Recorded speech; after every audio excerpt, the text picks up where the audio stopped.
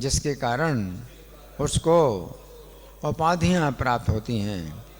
किंतु जब मनुष्य दिव्य स्थिति में रहता है तो वह श्री भगवान की इच्छाओं को पूरा करने के अतिरिक्त और किसी कार्य में रुचि नहीं दिखाता। तो अब हम तात्पर्य पढ़ने से पहले समझेंगे, इस श्लोक को समझेंगे। ये श्लोक कौन कह रहे हैं? चार कुमार श्लोक कह रहे हैं। तो चार कुमार चारों बोल रहे हैं इस श्लोक एक साथ, या उनमें से कोई एक बोल रहा है? एक कौन है? अब आप देखेंगे अगर कि कहाँ से शुरू हुआ है तो सनत कुमार उवाच, श्लोक संख्या 18 से प्रारंभ हुआ है। सनत कुमार उवाच, तो चार कुमारों में से सनत कुमार है। चार कुमारों के नाम हाथ उठाइए, कौन बताएगा? चारों कुमार के नाम कौन बताएगा? अच्छा हाँ बोलो। पहला हाँ पहला, हाँ पहला क्या है? हाँ क्या सनत?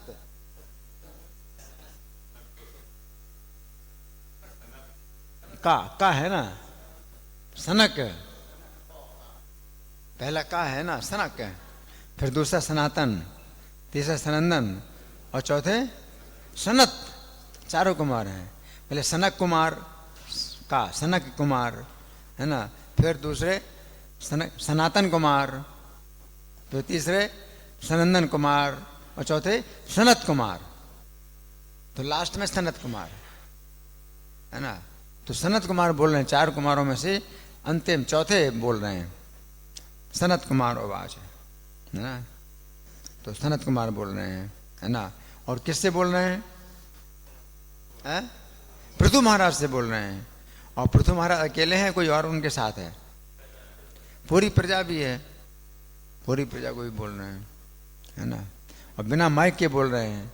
और कितनी प्रजा है? उस समय जो है सत्युग का समय था, तो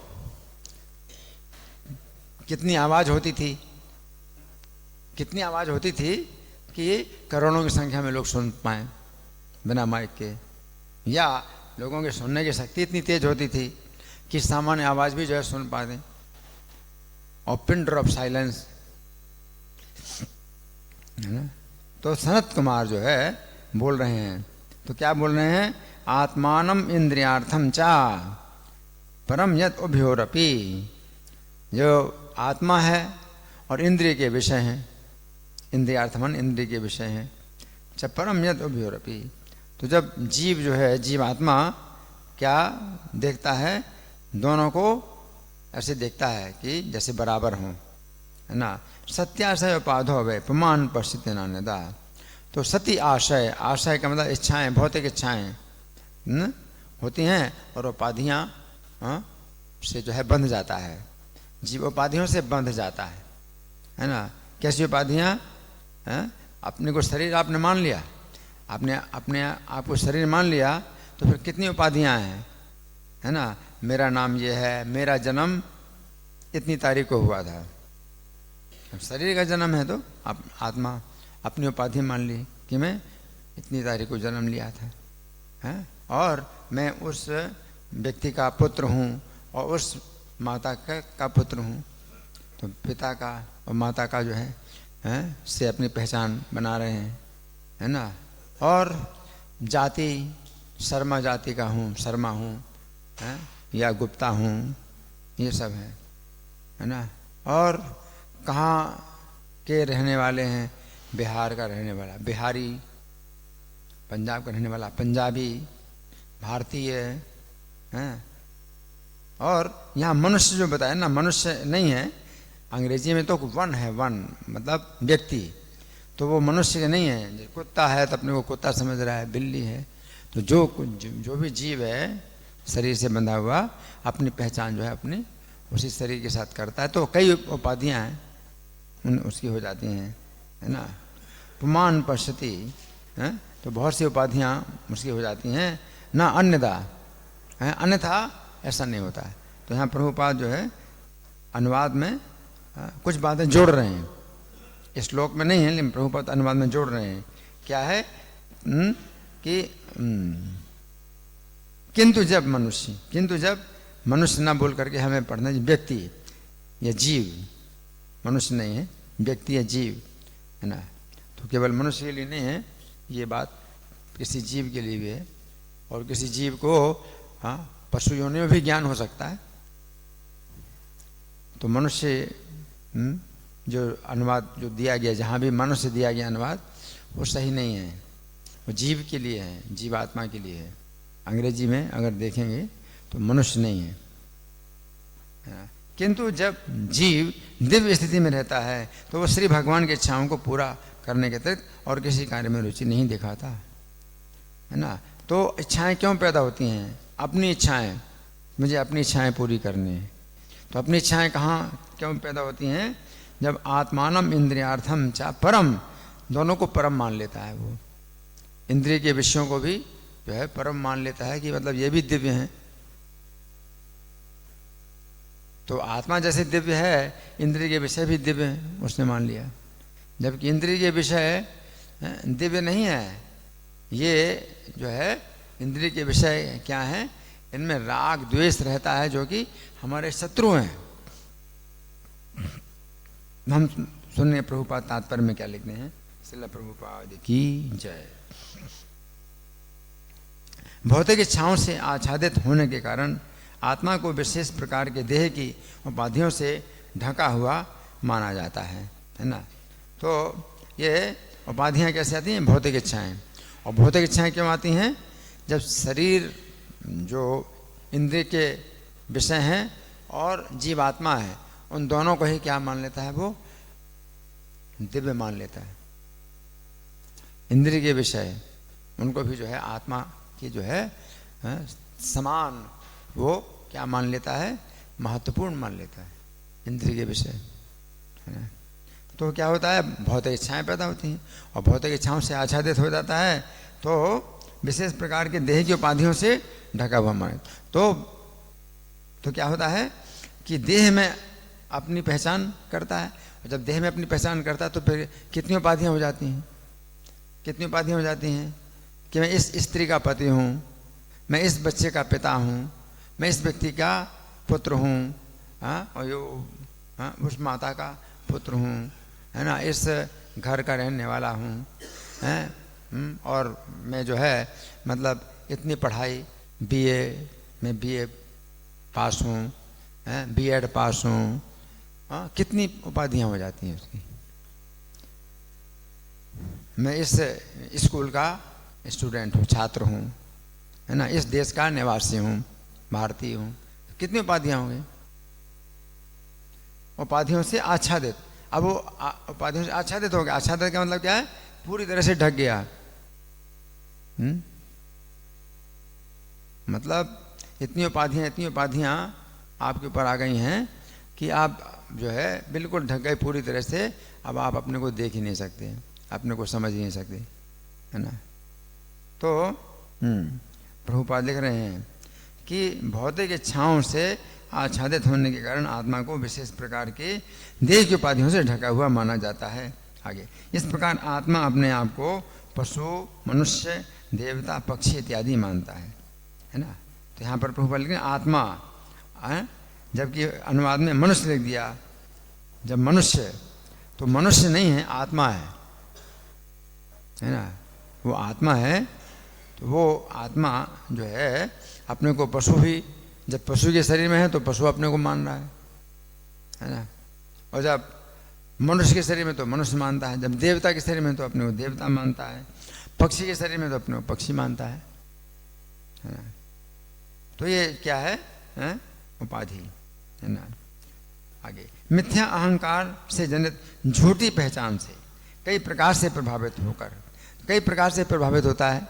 झूठी पहचान कई प्रकार से प्रभावित होता है, कितने प्रकार से प्रभावित होता है?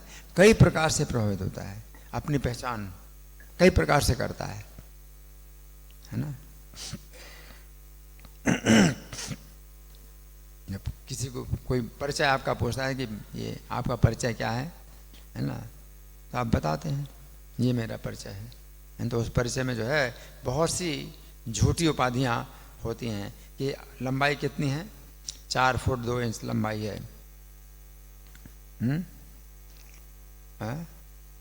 और शरीर का रंग कैसा है, गोरा है, गेहुआ है, काला है, सांवला है, शरीर का रंग ये है ना। तो इस प्रकार की कई उपाधियां हैं, है ना। तो यहाँ प्रभुपाद लिख रहे हैं कि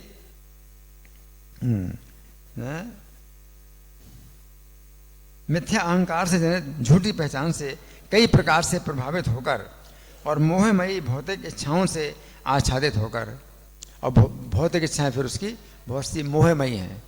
मोहमयी का मतलब क्या है कि वो मोहित रहता है कि मेरी ये इच्छा पूरी हो जाए, अपनी इच्छाओं को महत्व देता है, उस मोह में अपनी इच्छाओं को महत्व देता है कि मेरी ये इच्छा है, मेरी वो इच्छा है।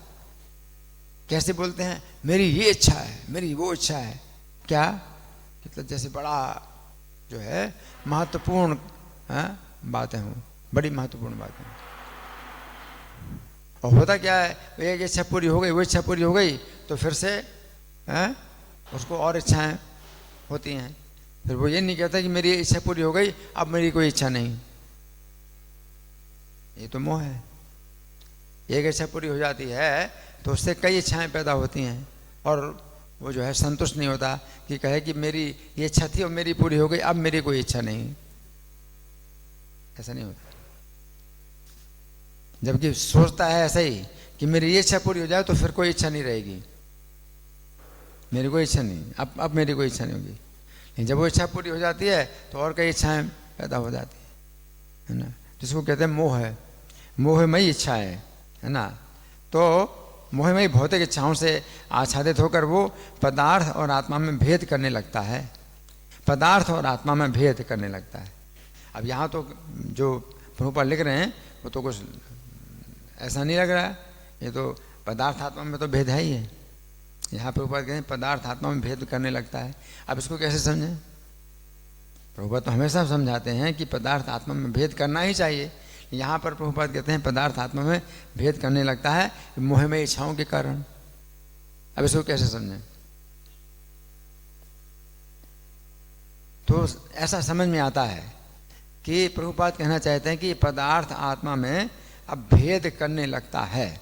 मतलब क्या है कि पदार्थ भी जो है उतना ही महत्वपूर्ण है जितनी आत्मा, और वो अलग भी मान रहा है पदार्थ को, और आत्मा को अलग भी मान रहा है, महत्वपूर्ण भी मान रहा है। जबकि जो पदार्थ है वो आत्मा के कारण ही उत्पन्न होता है। पदार्थ जो बनता है वो आत्मा के कारण, जब आत्मा प्रवेश करती तभी शरीर बनता है। जैसे आत्मा जो है पिता के वीर से के सहारे माता के गर्भ में जाता है, तो वीर और जो है रज का मिश्रण होता है, कलल, उसमें आत्मा पहुंच गई तो फिर शरीर बनने लगा। तो पदार्थ जो है बनता कैसे है? आत्मा की उपस्थिति में। आत्मा अगर ना हो तो वीर और रज का मिश्रण होगा, कलल होगा, लेकिन शरीर नहीं बनेगा। तो आत्मा से ही पदार्थ बनता है, अलग नहीं है। यहाँ भेद करने लगता है कि आत्मा पदार्थ में भेद हो गया। क्या, किस प्रकार का भेद? दोनों बराबर हैं और अलग अलग स्वतंत्र रूप से। पदार्थ अपने आप में स्वतंत्र है ही नहीं। जैसे ही आत्मा निकल जाएगी पदार्थ से तो पदार्थ क्या हो गया? अमृत हो गया, शरीर।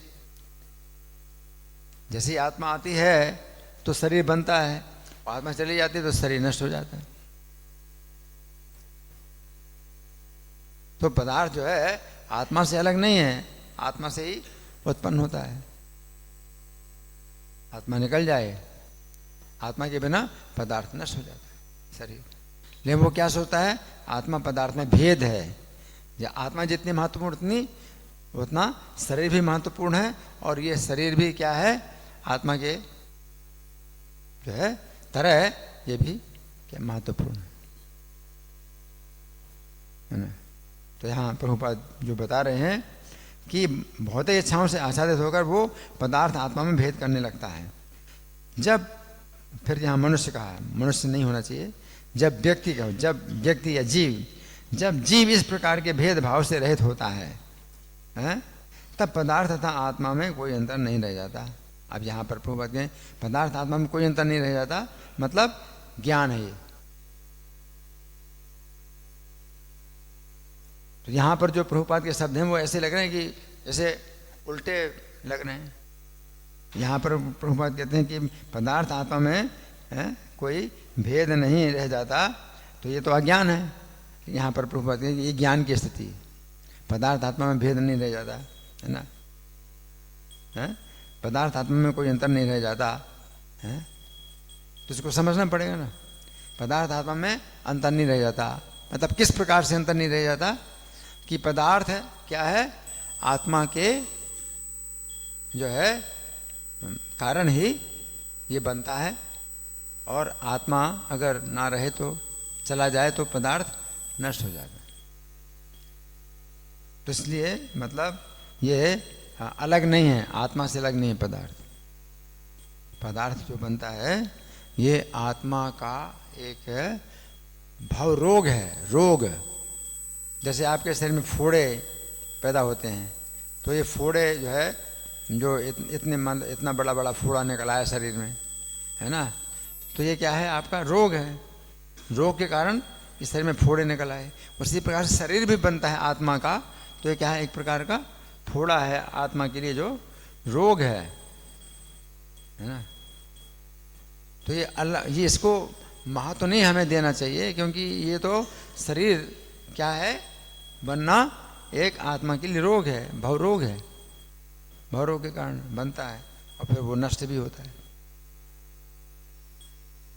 तो कष्ट के कष्ट मिलता है इसमें, जब बनता है तो भी कष्ट मिलता है, शरीर जब नष्ट होता है तो भी कष्ट मिलता है। तो जीवात्मा का रोग है ना। तो ये जीवात्मा से अलग नहीं है। जीवात्मा जो है जब कृष्ण से विमुख हो जाए, कृष्ण की सेवा से विमुख हो जाए, तो इसको रोग ये लग जाता है, भव रोग, शरीर फिर भौतिक शरीर बनता है। तो यहाँ प्रभुपाद लिख रहे हैं तब तो आत्मा ही प्रमुख कारण बन जाता है, ठीक है ना। अब आत्मा ही प्रमुख कारण है, अब शरीर जो है प्रमुख नहीं रहा, आत्मा ही प्रमुख कारण है। शरीर में और आत्मा में अंतर नहीं रहा, मतलब आत्मा की ही जो चेतना दूषित होती है तो शरीर भौतिक शरीर बनता है ना। तो यहाँ पर प्रभुपाद लिख रहे हैं कि तब आत्मा ही प्रमुख कारण बन जाता है, शरीर का कारण आत्मा है। आत्मा की जो दूषित चेतना ही शरीर बनने का कारण है। और जब आत्मा की चेतना आप शुद्ध करेंगे, शुद्ध चेतना कृष्ण है, चेतना आत्मा की चेतना अगर शुद्ध हो जाए और वो कृष्ण चेतना हो जाए तो शरीर फिर नहीं बनेगा, भौतिक शरीर नहीं बनेगा, है ना। तो आत्मा ही प्रमुख कारण हुआ ना, आत्मा की चेतना ही प्रमुख कारण है ना। आगे प्रमुख लिखते हैं जब तक मनुष्य, यहाँ मनुष्य लिखा, फिर जब तक जीव, समझे, जब तक जीव भौतिक इच्छाओं से ढका हुआ रहता है तब वह अपने आप को भोक्ता या स्वामी मानता है। भौतिक इच्छाएं हैं, है ना, तो फिर क्या है कि वो इच्छाएं पूरी होंगी और मैं उसका सुख भोगूंगा। मेरी जो इच्छा है तो जब ये पूरी होगी तो मैं इसका सुख भोगूंगा, तो अपने को भोक्ता या स्वामी मानता है, भौतिक इच्छाएं, है ना। आगे इस प्रकार वो इंद्रिय तृप्ति के लिए कार्य करता है ना। भौतिक इच्छाएं हैं और वो क्या सोचता है, मेरी भौतिक इच्छाएं हैं ये, और जब तक ये पूरी नहीं होंगी तो मैं सुखी नहीं हो सकता, है ना। तो मुझे कार्य करना होगा मेरी भौतिक इच्छाएं पूरी करने के लिए, ताकि मैं सुखी हूँ। तो यहाँ पर लिख रहे हैं इस प्रकार वो इंद्रिय तृप्ति के लिए कार्य करता है और भौतिक पीड़ा सुख और दुख से प्रभावित होता है। तो सुख और दुख जो है सब क्या है, ये उसको जीवात्मा को फिर प्राप्त होते हैं आगे। किंतु जब मनुष्य जीवन के इस बोध से मुक्त हो जाता है, या फिर मनुष्य लिखा है जीव होना चाहिए जब तक जीव, किंतु जब जीव जीवन के इस बोध से मुक्त हो जाता है, कौन सा बोध, कि भौतिक इच्छाएं, जो भौतिक इच्छाएं हैं, है ना, शरीर है, इनको महत्व जो देता है, तो ये जो बोध है जब ना रहे, मुक्त हो जाता है, तो फिर वो उपाधियों से प्रभावित नहीं होता, उपाधियों से प्रभावित नहीं होता। इसका मतलब क्या है कि हम बोलचाल में तो बोलते हैं, हम बोलचाल में तो ये बोलते हैं कि आपका जन्म कब हुआ, आपका जन्म कहाँ हुआ, तो बोलते तो हैं कि जैसे हम उपाधि में ग्रस्त हैं, लेकिन वो बोलचाल के लिए हम बोलते हैं कि भाई आपका जन्म कब हुआ, 10 साल पहले हुआ, 20 साल पहले हुआ, लेकिन उससे हम प्रभावित नहीं होते, इन बातों से प्रभावित नहीं होते। व्यवहार में हम बोल देते हैं मेरा जन्म कहाँ पर हुआ था, इस सन में हुआ था, ऐसा हम बोल देते हैं, लेकिन प्रभावित नहीं होते। हृदय के अंदर जो है वो बात अंदर बैठी रहती है, क्या कि शरीर का जन्म हुआ था, मैं बोलचाल में बोलता हूँ मैं कि मेरा जन्म हुआ था, मेरा आज जन्मदिन है, मैं बोलता हूँ मेरा आज जन्मदिन है, लेकिन अंदर ही अंदर वो ज्ञान रहता है कि जन्म जो है शरीर का है, आत्मा का जन्म नहीं है।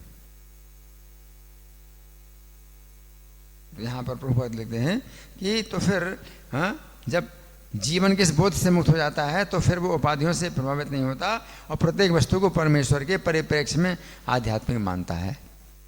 फिर क्या है कि अगर मैं अपनी उपाधि से मैं प्रभावित नहीं होता और मैं यही मानता हूँ मेरा जन्म मान लो कहीं पर हुआ और इस सन में हुआ, इस तारीख को हुआ, मैं बोलता ज़रूर हूँ, लेकिन मैं जब सोचता हूँ कि ये तो शरीर का जन्म है और ये कितने जन्म मेरे हुए, ऐसे शरीर के कितने जन्म हुए, तो मैंने कितना कष्ट भोगा, जन्म मरण का कितना कष्ट भोगा मैंने, है ना। तो उस तरह से जब मैं सोचता हूँ तो फिर इस जीवन के लिए क्या सोचता हूँ कि इस जीवन में अपनी भौतिक इच्छाएं जो है जीरो, उनका कोई महत्व नहीं है, भौतिक इच्छाओं का कोई महत्व नहीं है, मुझको जो है जन्म मरण से छूटना है।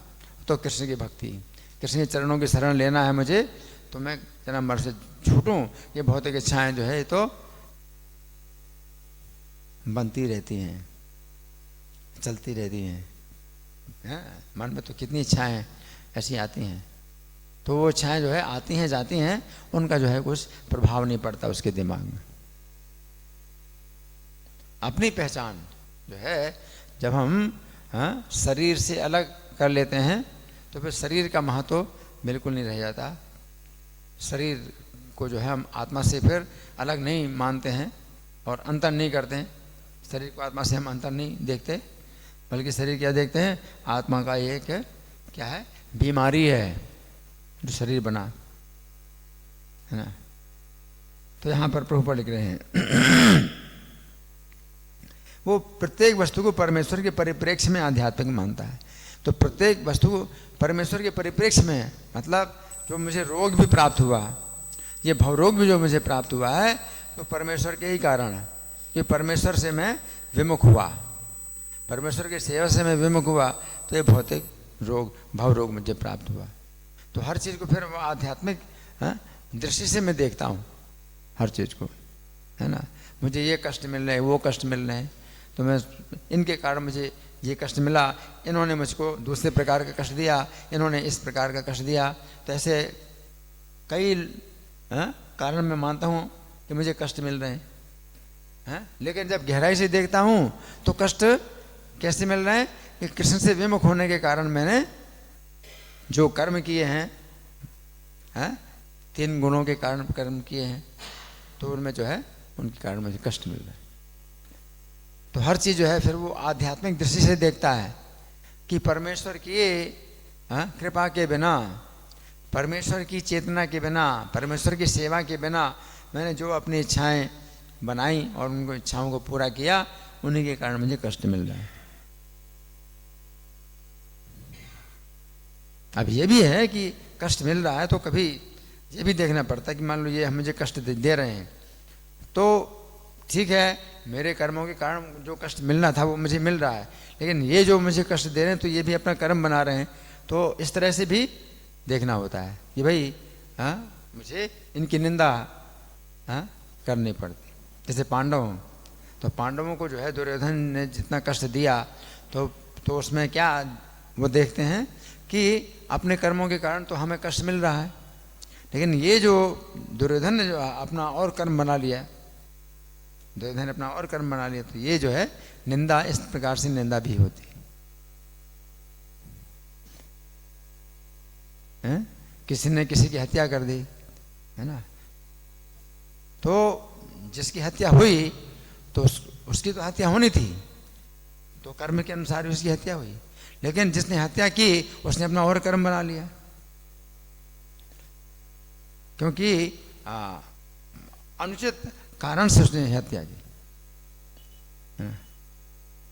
तो इस तरह से हम किसी की भी निंदा करते हैं तो वो भी आध्यात्मिक परिप्रेक्ष्य में ही करते हैं।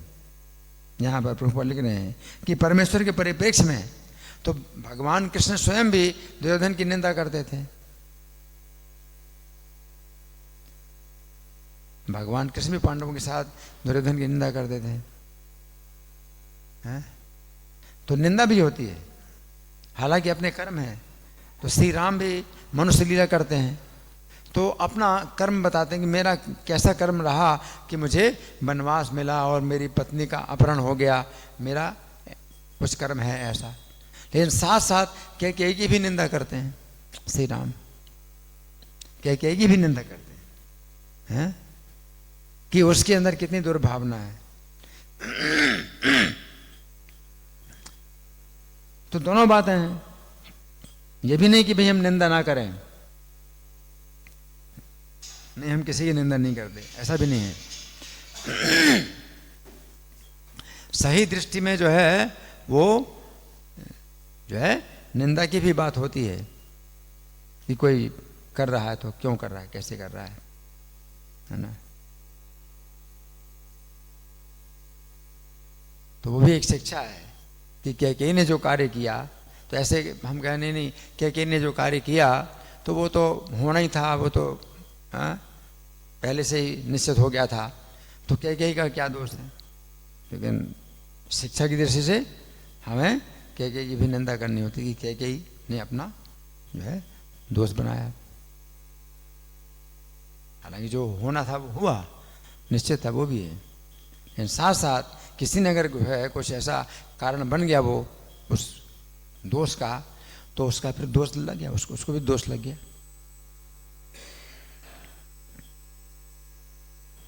तो यहाँ पर प्रभुपाद लिख रहे हैं, श्रील रूप गोस्वामी ने भक्ति रसामृत सिंधु 1:2-255 में इसकी व्याख्या की है।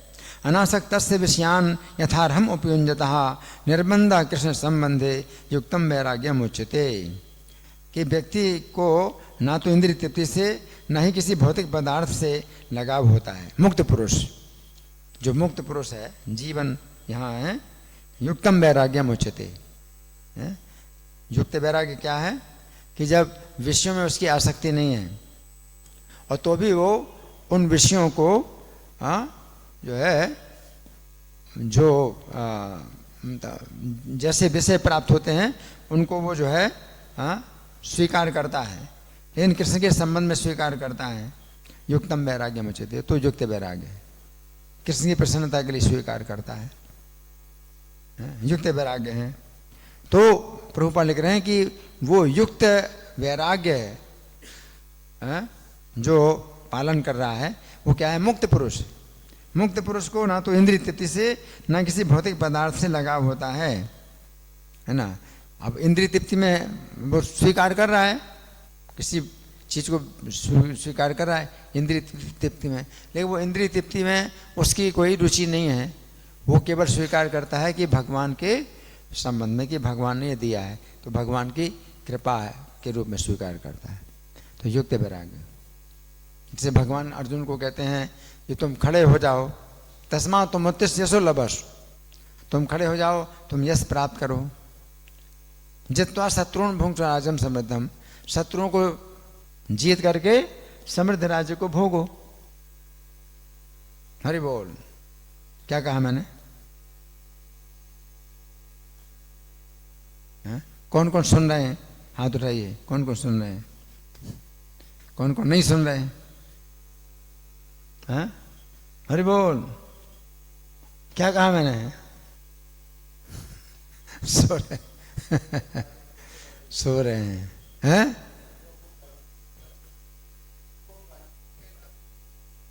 हाँ, तो भगवान अर्जुन से कहते हैं शत्रुओं को पराजित करके राज्य भोगो, है ना। तो भगवान कहते हैं राज्य भोगो। तो अब जो है अर्जुन राज्य भोगेंगे तो युक्त वैराग्य कहलाएगा, क्योंकि भगवान ने ये आदेश दिया है, भोगने का आदेश दिया है। तो युक्त वैराग्य ये भगवान की कृपा मान करके वो स्वीकार करता है, इसको युक्त वैराग्य कहते हैं। जैसे भगवत प्रसाद, चतुर्विधा श्री भगवत प्रसाद हो, 4 प्रकार का भगवत प्रसाद, स्वादुन्न तृप्तम, स्वादिष्ट भोजन। तो भक्त लोग जो है अपनी पूरी तृप्ति से वो स्वादिष्ट भोजन ग्रहण करते हैं, लेकिन भगवान का प्रसाद है तो वो क्या हो गया? युक्त वैराग्य हो गया है। और फल्गु वैराग्य क्या है? 4 प्रकार का प्रसाद आपको दिया जा रहा है और आप कहेंगे नहीं मैं विरक्त हूं, मैं नहीं पाऊंगा, ये प्रसाद मैं नहीं पाऊंगा, स्वादिष्ट चीज में नहीं पाता, मैं विरक्त हूं। तो ये क्या हो गया? फल्गु वैराग्य। भगवान ने अपनी प्रसन्नता से दिया तो पाओ, प्रसन्न हो उसमें। से न अमृत स्वप्रसाद न दिलो भाई, आपका प्रसाद, अपना प्रसाद, अपनी प्रसन्नता से भगवान ने आपको दिया है। से न अमृत पाओ, तो उनका वो अमृत, अन्न अमृत पाओ और राधा कृष्ण गुण गाओ, राधा कृष्ण का गुणगान करो कि हम इतना अच्छा प्रसाद मिला है ना। यहाँ जो है आए मंदिर में राधा गोविंद जी को जो है प्रसाद मिला है, कितना अच्छा प्रसाद मिला। तो वो जो है राधा कृष्ण गुण गाओ, तो गुणगान करो, पाओ अच्छा प्रसाद, पाओ कितना अच्छा प्रसाद है। लेकिन दूसरा व्यक्ति कहता है नहीं नहीं ये स्वादिष्ट है, मैं नहीं पाऊंगा, मैं विरक्त हूं, स्वादिष्ट चीजें नहीं खाता। तो फल्गु वैराग्य। युक्त वैराग्य का मतलब क्या है? कृष्ण के संबंध में जो भी निर्बंध हो, जो भी प्राप्त हो, उसको जो है उचित जो है तरीके से उसको पाना है और कृष्ण का गुणगान करना। ये कृष्ण की कितनी कृपा है।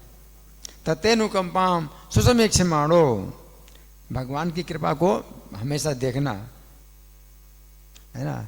तो कोई भी कार्य होता है अपने अनुकूल होता है, अपने पक्ष में होता है कार्य, तो कृष्ण की कृपा देखना। और भुंजान में बात में कृष्ण में पा, और अगर अपने पक्ष में नहीं होता, अपने जो है मान लीजिए कि अनिष्ट होता है, जो हम नहीं चाहते वैसा कार्य होता है, अनिष्ट होता है, तो अपने किए हुए कर्म का फल मैं भोग रहा हूँ। तो इसमें भगवान को दोष नहीं देना, अपने कर्मों को दोष देना है। और अगर कोई अच्छा कार्य हो जाता है, अपने लिए उचित कार्य हो जाता है, सुख सुविधा मिलती है, तो अपना गुण नहीं मानना है, बल्कि भगवान का गुण मानना कि भगवान की कृपा है, भगवान की कृपा देखना है ना। तो युक्त वैराग्य इसको बोलते हैं। तो यहाँ पर ऊपर लिखते हैं कि मुक्त पुरुष को ना तो इंद्रिय तृप्ति से न किसी भौतिक पदार्थ से लगाव होता है। वो समझ जाता है कि प्रत्येक वस्तु पूर्ण पुरुषोत्तम भगवान से संबंधित है और प्रत्येक वस्तु का उपयोग श्री भगवान की सेवा में किया जाना चाहिए। तो भगवान की सेवा, आप प्रसाद पाते हैं तो ये भी क्या है? प्रसाद सेवा है, आपकी सेवा है। स्वादिष्ट प्रसाद पाओ और ये भगवान की सेवा है। और आप नहीं पाते, मैं तो विरक्त हूँ, स्वादिष्ट चीज नहीं पाता, है ना। तो क्या है? ये सेवा से विमुख, आप भगवान की सेवा से विमुख हो गए, है ना। तो यहाँ पर प्रभुपाद लिख रहे हैं कि प्रत्येक वस्तु का उपयोग श्री भगवान की सेवा में किया जाना चाहिए, है ना। प्रसाद है है ना, बर्बाद नहीं करना प्रसाद, उपयोग, है ना, यूटिलिटी प्रिंसिपल। तो प्रसाद का उपयोग है ना भगवान की सेवा में, तो बांटो प्रसाद, वितरण करो प्रसाद का। आगे फलतः वो किसी भी वस्तु का त्याग नहीं करता, उसके लिए किसी भी वस्तु को त्यागने का प्रश्न नहीं उठता, क्योंकि परमहंस जानता है कि किस प्रकार प्रत्येक वस्तु को श्री भगवान की सेवा में लगाया जाए। अब हम लोग जो है हर वस्तु को भगवान की सेवा में नहीं लगा पाते हैं, तो फेंकना पड़ता है, फेंकना पड़ता है ना। लेकिन जो परमहंस हैं वो जानते हैं, प्रभुपाद हर व्यक्ति को भगवान की सेवा में लगाते हैं, किसके पास कैसी योग्यता है तो भगवान की सेवा में लगाते थे। आगे मूलतः प्रत्येक वस्तु आध्यात्मिक है, कुछ भी भौतिक नहीं है। श्री चैतन्य चरितामृत मध्य लीला 8:274 में भी कहा गया है कि महाभागवत में कोई भौतिक दृष्टि नहीं होती। स्थावर जंगम देखे न देखे तार मूर्ति, सर्वत्र है निज इष्ट देव स्फूर्ति। यदि वो वृक्षों, पर्वतों, अन्य जीवों को यहाँ वहाँ देखता है, किंतु वो उन्हें परमेश्वर के सृजन के रूप में देखता है। इस संदर्भ में वो केवल सृष्टा को देखता है, सृजित को नहीं देखता है ना। मतलब जो कुछ भी है आप देख रहे हैं तो ये भगवान की जो है वस्तु है, भगवान के अधिकार में है, हर चीज़ भगवान के अधिकार में है, भगवान की सृष्टि है ना। तो भगवान की जो है वो क्या है, भगवान सृष्टा है, भगवान का ही जो है अधिकार है, भगवान का ही हर चीज़ जो है उनके नियंत्रण में है। ये देखना है, ये नहीं देखना कि भाई मैं इस चीज़ को कैसे भोग सकता हूँ, इस चीज़ को कैसे भोग सकता हूँ, ऐसा नहीं सोचता। आगे और इस संदर्भ में वो केवल सृष्टा को देखता है, सृजित को नहीं। दूसरे शब्दों में वो सृजित तथा सृष्टा में कोई अंतर नहीं देखता, है ना। सृजित और सृष्टा, सृजित का मतलब जो बने हुई चीज़ है, जैसे ये चीज़ है करताल है ना, तो ये सृजित है, बनाई गई है। और सृष्टा अगर कहेंगे भाई किसने बनाई करताल, तो अंत में सृष्टा भगवान ही होते हैं कि भगवान ने ही बनाई। जिसने भी बनाई उसको भी भगवान ने बुद्धि दी, इतनी शक्ति दी, तो आखिरकार ये करताल भी किसने बनाई, भगवान ने बनाई, है ना। गहराई से देखें तो हर चीज़ भगवान ने बनाई है। ये टेबल है, ये किताब है, छापी है ना, भगवान ने छापी। कि जो भी व्यक्ति छापने वाला है उसको भी शक्ति मिली, बुद्धि मिली, है ना, देखने की शक्ति, सुनने की शक्ति, वो सब तो भगवान से। तो भगवान ही तो है आखिर क्या है, सृष्टा है ना। तो कोई भी चीज़ वो देखता है तो भगवान की जो है द्वारा ये बनाई गई है और भगवान के ही द्वारा ये नियंत्रित है और नष्ट भी होती है तो भगवान के द्वारा ही नष्ट होती। ये भौतिक संसार अनित्य है लेकिन तो भी सब कुछ भगवान के द्वारा ही बनता है और चलता भी है और नष्ट भी होता है। तो भगवान ही सृष्टा भी हैं और पालक भी हैं और क्या है, संघर्ता। भगवान ही सृष्टा भी हैं, सृष्टि करने वाले, पालन करने वाले, संहार करने वाले भगवान ही हैं। तो वो भगवान को इस प्रकार से हर चीज़ में देखता है, हर चीज़ में भगवान को देखता है ना। आगे दूसरे शब्दों में वो सृजित और सृष्टा में कोई अंतर नहीं देखता, है ना। तो हर चीज़ में जो है भगवान का हाथ देखता है, चाहे ये ही देखेगा, हर चीज़ देखेगा, है ना। और वो प्रत्येक वस्तु में पूर्ण पुरुषोत्तम भगवान के दर्शन करता है। वो प्रत्येक वस्तु में भगवान श्री कृष्ण को और भगवान श्री कृष्ण में प्रत्येक वस्तु को देखता है। यही एकता है, इस प्रकार की एकता है ना। तो यहाँ पर जो है जो श्लोक में उन्होंने कहा, सनत कुमार ने कहा कि वैपमान पश्यति नान्यता, कि वो जो है तब अलग देखता है जब व्यक्ति इंद्रिय तृप्ति के विचार होते हैं उसके दिमाग में, तो वो फिर क्या सोचता है कि इंद्रिय के विषय हैं, उनमें राग द्वेष, इंद्रियों में राग द्वेष भरा है। हमारी इंद्रियों में राग द्वेष भरा है। जब मैं किसी चीज़ को देखता हूँ तो ये चीज़ मेरे काम की है कि नहीं है, तो मैं सोचता हूँ मेरे काम की है तो मैं ले लूँ, राग पैदा हुआ। और मेरे काम की नहीं है तो द्वेष, राग द्वेष पैदा होता है ना। तो राग द्वेष हर चीज़ में, भगवान का हाथ नहीं देखता कि भगवान के अधिकार में है। वो सोचता है कि जो भी चीज़ जो है मेरे जो है इंद्रिय तृप्ति के लिए हो तो मैं इसको ले लूँ।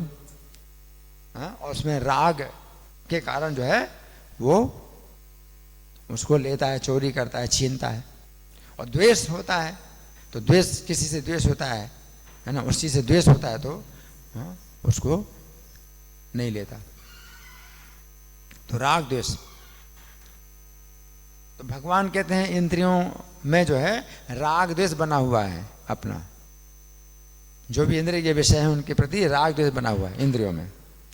उनके बस में नहीं आना है आपको, क्योंकि राग द्वेष आपके शत्रु हैं।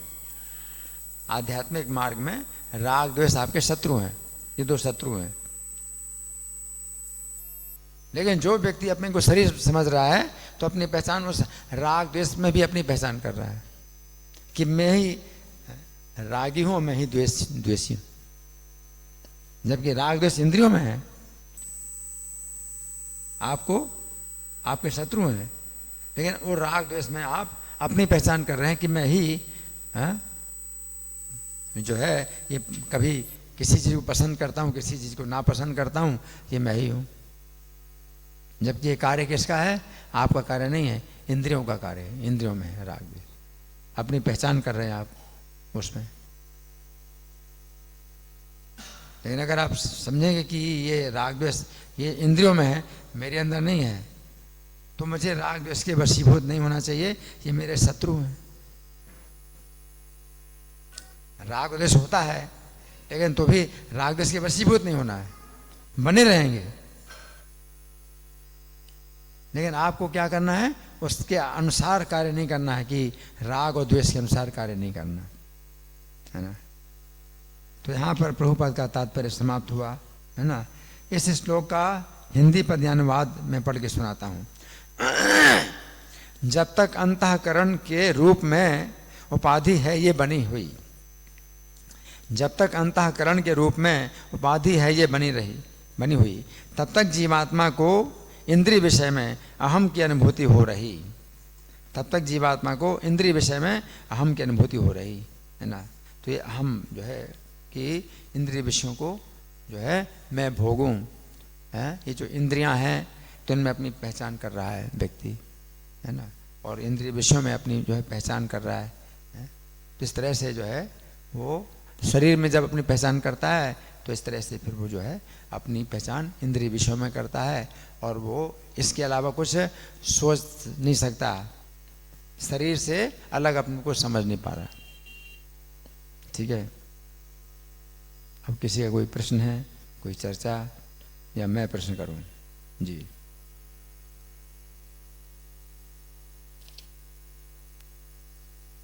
हरे कृष्ण जी।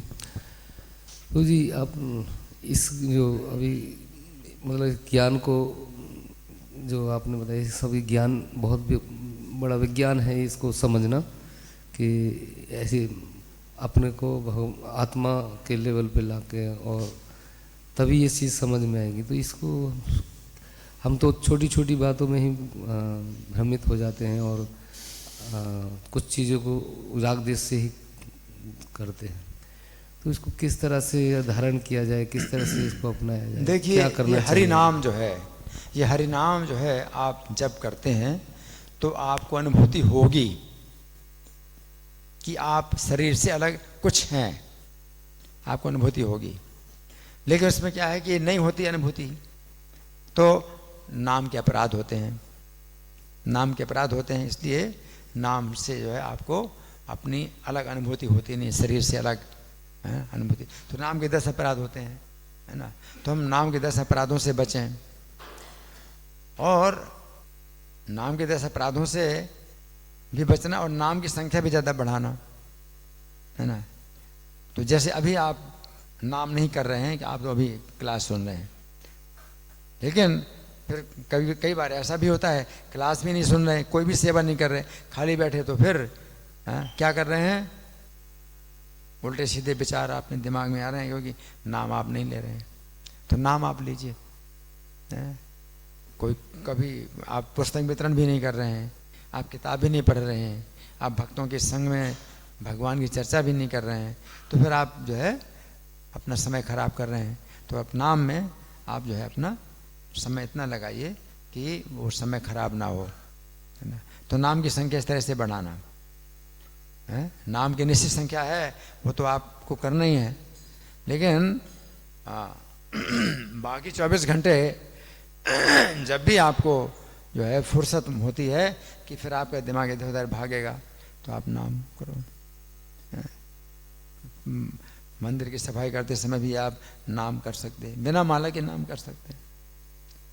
तो नाम का जो है मतलब एक ऐसा नियम है कि जिसमें कोई भी नियम नहीं है, आप जो है आपको नाम करना है, और अशुद्ध अवस्था में भी नाम करना है।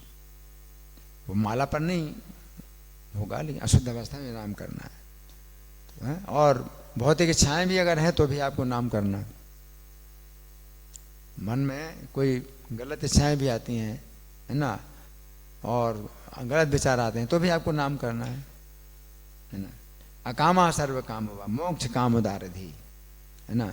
चाहे सब प्रकार की कामना हो, चाहे कोई भी कामना ना हो, चाहे मुक्ति की कामना हो, तीव्रेण भक्ति योगे ने, तो नाम हमेशा आप लेते रहो।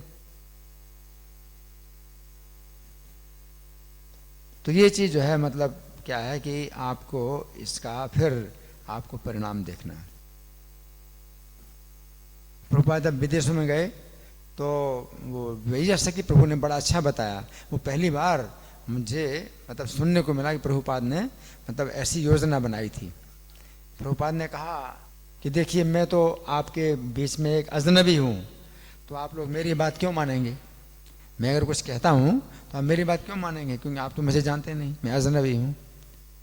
लेकिन तो भी मैं आपको एक प्रयोग देता हूँ कि प्रयोग करो, प्रयोग करो। तो क्या प्रयोग करो, 10 मिनट के लिए हरे कृष्ण मंत्र का जाप करो, 2 सप्ताह तक करो।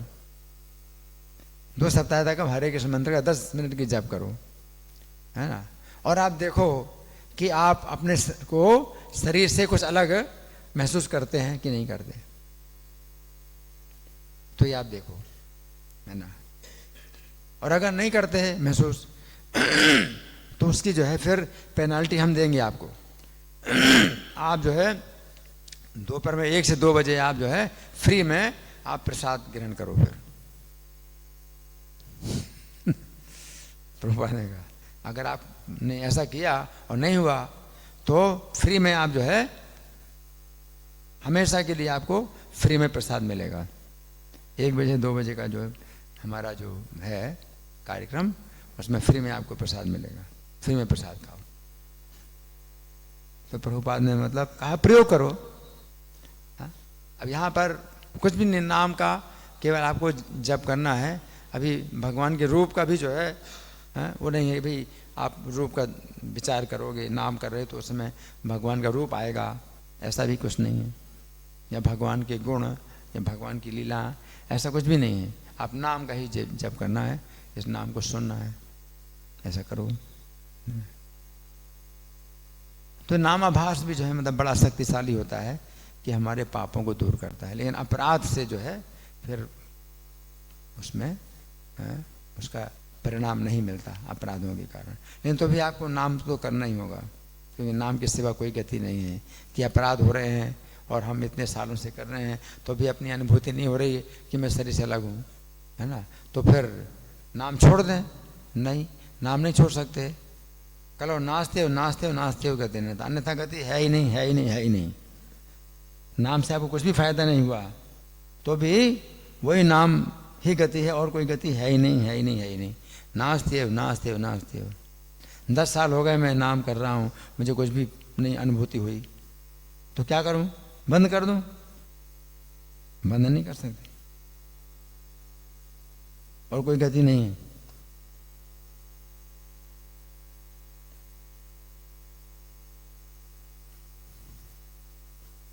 वो इधर मेडिटेशन जाओ, इधर मेडिटेशन जाओ, ये करो वो करो, कुंडलिनी जागरण करो, ये करो वो करो, तो कितने हैं?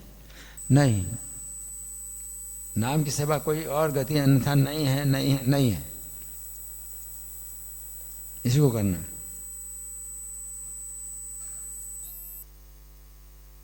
ठीक है ना? हरि बोल। ग्रंथराज श्रीमद् भागवतम की जय, श्रील प्रभुपाद की जय। हरे कृष्णा। हरे कृष्णा कृष्णा कृष्णा हरे हरे, हरे राम राम राम हरे हरे। हिज ग्रेस जीतानंद प्रभु की। तो हम सब बहुत बहुत जो आभार प्रकट करते हैं प्रभु जी। स्वागत और धन्यवाद दोनों एक साथ रोज फॉर कमिंग, और बहुत ही अच्छा सरल तरीके से और सरल उपाय बताया आपने कि कैसे अपने शरीर से अलग कब महसूस कर सकते हैं। तो प्रभु जी जैसे भक्त जो कितने सालों से इस प्रयोग को कर रहे हैं और सफल प्रयोग कर रहे हैं, वही हमें अपने अनुभव के माध्यम से इस सफलता को प्राप्त करने का रास्ता दिखाते हैं। Thank you so much Prabhu ji for guiding us. और बहुत अच्छे से आपने इसका पद्यानुवाद भी बहुत अच्छा किया। तो हर श्लोक का करते हैं, बट मैंने बहुत ध्यान से सुना इसको इस बार। तो thank you so much for sharing your experiences Prabhu ji. तो प्रभु जी का आभार व्यक्त करेंगे पूरे उत्साह के साथ। हरे कृष्णा कृष्णा कृष्णा हरे हरे, हरे राम राम राम हरे हरे। ग्रंथराज श्रीमद् भागवतम की, जगत गुरु श्री प्रभुपाद की, हिज ग्रेट चिदानंद प्रभु की, निताय गौर प्रेमानंदे।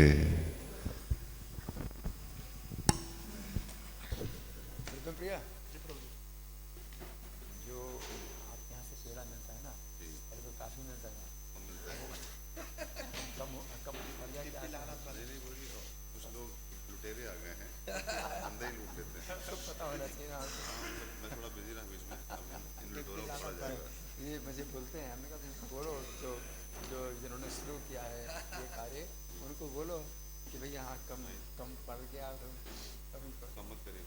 मतलब जितना पूंजी लेकर उसके दोगुने दे देते हैं। तिगुने दो